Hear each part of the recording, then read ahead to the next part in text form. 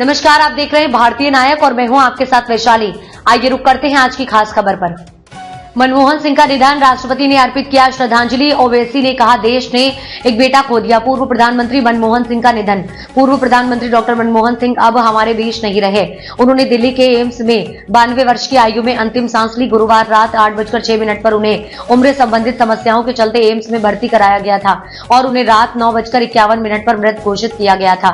Doctor Manmohan Singh एक शानदार अर्थशास्त्री थे और 1991 में देश में आर्थिक उदारीकरण की नींव रखने वाले मुख्य शिल्पकार थे।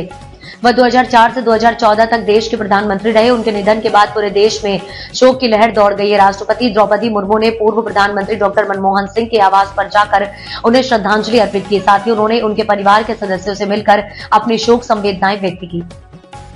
कर्नाटक के उप मुख्यमंत्री डीके शिवकुमार ने कहा, भाग्य हमारे हाथों में नहीं होता, लेकिन मैं गर्व से कह सकता हूं कि डॉक्टर मनमोहन सिंह अब हमारे बीच नहीं हैं। फिर भी उनका योगदान हमेशा याद किया जाएगा।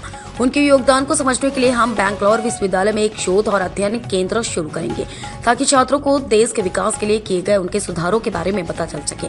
उपराष्ट्रपति ने भी अर्पित की श्रद्धांजलि। उपराष्ट्रपति जगदीप धनखड़ ने भी पूर्व प्रधानमंत्री डॉक्टर मनमोहन सिंह को अंतिम श्रद्धांजलि अर्पित की और उनके परिवार के प्रति अपनी शोक संवेदनाएं व्यक्त की। ओवैसी ने कहा, देश ने एक बेटा खो दिया। IMIM के सांसद असदुद्दीन ओवैसी ने कहा, मेरी पार्टी की तरफ से मैं उनके परिवार के प्रति अपनी गहरी शोक संवेदनाएं व्यक्त करता हूं। कांग्रेस अध्यक्ष और राज्यसभा में विपक्ष के नेता मल्लिकार्जुन खड़गे ने भी डॉक्टर मनमोहन सिंह को श्रद्धांजलि अर्पित की और उनके परिवार के प्रति शोक व्यक्त किया। गांधी परिवार मनमोहन सिंह के घर पर मौजूद प्रधानमंत्री नरेंद्र मोदी ने अपने शोक संदेश में कहा, पूर्व प्रधानमंत्री डॉक्टर मनमोहन सिंह का जीवन देशवासियों के लिए प्रेरणा का स्रोत है।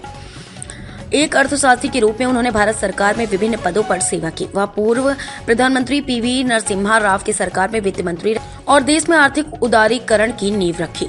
इतने ऊंचे पदों पर रहने के बावजूद उन्होंने अपनी जड़ें नहीं भूली। वह हमेशा सभी के लिए सुलभ रहते थे। जब मैं मुख्यमंत्री था तो मैं उनसे राष्ट्रीय और अंतर्राष्ट्रीय मुद्दों पर खुले मन से चर्चा करता था। डॉक्टर मनमोहन सिंह का निधन देश के लिए एक बड़ी क्षति है। वह केवल एक कुशल अर्थशास्त्री और नेता ही नहीं बल्कि एक सरल और ईमानदार इंसान भी थे। उनके योगदान और उनकी विचारधारा का